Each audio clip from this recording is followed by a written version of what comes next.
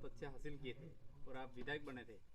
तो इसके बाद में आपने लोकसभा चुनाव जो लड़ा है, तो लोकसभा चुनाव आप क्यों लड़ना पड़ा था?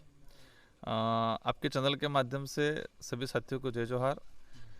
विधानसभा चुनाव 2018 में 84 की जनता ने मुझे विधायक बनाया था और दूसरी बार 2023 के अंदर फिर दोबारा मुझे एक राजस्थान के अंदर एक शानदार प्रदर्शन 84 की जनता ने किया और 70,000 के आसपास के मतों से मुझे विधायक लीड से मुझे विधायक बनाया। बांसवाड़ा डूंगरपुर के अंदर लोकसभा चुनाव के दौरान जो परिस्थितियां बनी, उस परिस्थिति के अनुरूप यहाँ बांसवाड़ा डूंगरपुर की जनता ने मुझे एज ए विधायक के रूप में, सांसद के रूप में, सांसद प्रत्याशी के रूप में सिलेक्शन किया और जनता ने ये तय किया था कि राजकुमार राउत सांसद प्रत्याशी के रूप में मैदान में आए। जनता ने ही सिलेक्शन किया और जनता ने ही मतदान के रूप में एक शानदार प्रदर्शन किया है पूरे लोकसभा क्षेत्र के अंदर। मुझे उम्मीद है 4 तारीख को जो परिणाम आ रहा है, एक शानदार परिणाम आएगा। जनता की ताकत, जनता की भावना के अनुरूप परिणाम आएगा। और देखा जाए लोकसभा चुनाव के अंदर बांसवाड़ा सीट से ही राजस्थान के पूरे लोकसभा, जो राजस्थान की अन्य लोकसभा जो सीटें हैं, उन सारी लोकसभा सीटों पे जो राजस्थान मतलब बांसवाड़ा से जो माहौल क्रिएट हुआ, उसका असर पूरे राजस्थान पे हुआ, पूरे देश लेवल पे हुआ।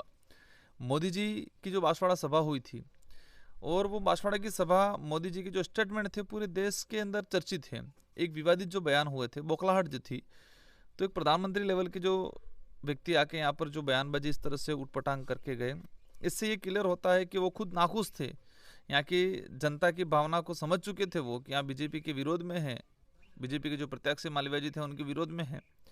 तो मोदी जी खुद बौखला चुके थे। इससे ये क्लियर होता है कि बांसवाड़ा डूंगरपुर की जनता ने इस बार एक शानदार, खुद के खर्चे से खुद लोगों ने रात दिन मेहनत करके ये चुनाव लड़ा है। मुझे उम्मीद है कि 4 तारीख को एक शानदार प्रदर्शन आएगा, जनता की भावना के अनुरूप परिणाम आएगा और अवश्य हम लोग जीत के दिल्ली जाएंगे। धन्यवाद, आभार। सर, चुनाव का टाइम आपको कैसा लगा? जैसे कि आप तो विधानसभा यहाँ 84 थी और लोकसभा चुनाव में तो दोनों जिले थे, उसमें लगभग 8 8 विधानसभा। विधानसभा थी। तो उसमें आपने नहीं, कैसा फील बहुत किया था? बहुत कुछ पहली बार अनुभव रहा लोकसभा चुनाव का। पहले मैं विधानसभा चुनाव लड़ा हुआ था। एक डिफ़िकल्ट था, मतलब काफ़ी एरिया लंबा था, वोटर्स भी काफ़ी थे, लेकिन हर जगह गया मुझे कहाँ पर कहीं पर भी परेशानियों का सामना नहीं करना पड़ा। लोगों ने उत्साह के साथ सभा में एकत्रित हुए, रैलियों में एकत्रित हुए। हर जगह लोग खुद स्वयं एज ए राजकुमार समझ के काम करते थे और इसलिए कोई ज़्यादा तकलीफ नहीं आई हमें। लोकसभा चुनाव से ये महसूस हुआ कि जनता से बड़ा कोई नहीं होता है। जनता जिसको ठान लेती है उसको उभारती है और जनता जिसको ठान लेती है कि ये तानाशाही कर रहा है, उनको घर बिठाना है, तो वो बिठाती है। और यही लोकसभा चुनाव के अंदर हमें महसूस हुआ। एरिया काफ़ी लंबा था, भागदौड़ काफ़ी रही, काफ़ी मेहनत करनी पड़ी। 24 घंटों में से 20-20 घंटा मेहनत करनी पड़ी। 1-1.5 महीना हमने 20-20 घंटा, 18 से 20 घंटा मेहनत किया। परिणाम बहुत शानदार आने वाला है।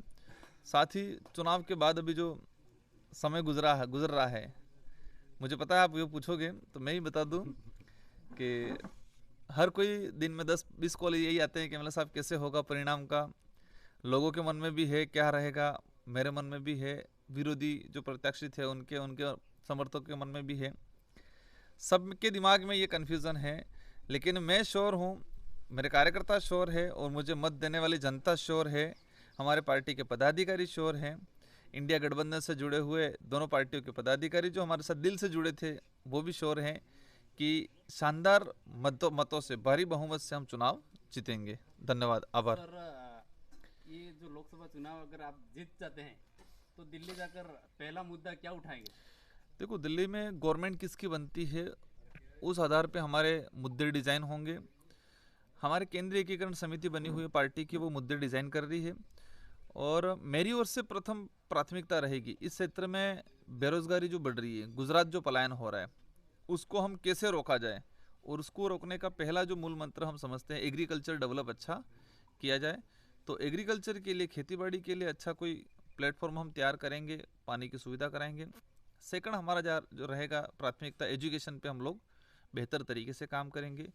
और इसके अलावा रिजर्वेशन जो पॉलिसी ट्राइबल इलाके के अंदर, उस रिजर्वेशन पॉलिसी पे हम लोग बेहतर तरीके से काम करेंगे। जल जंगल ज़मीन की जो लड़ाई है हमारी, उस पे हम लोग काम करेंगे। और भिल प्रदेश की जो लंबे समय से डिमांड चल रही है, उन पे हम काम करेंगे और अवश्य इन चीज़ों पे हम मतलब बेहतर तरीके से काम करके इसको इम्प्लीमेंट कराएंगे। धन्यवाद। धन्यवाद।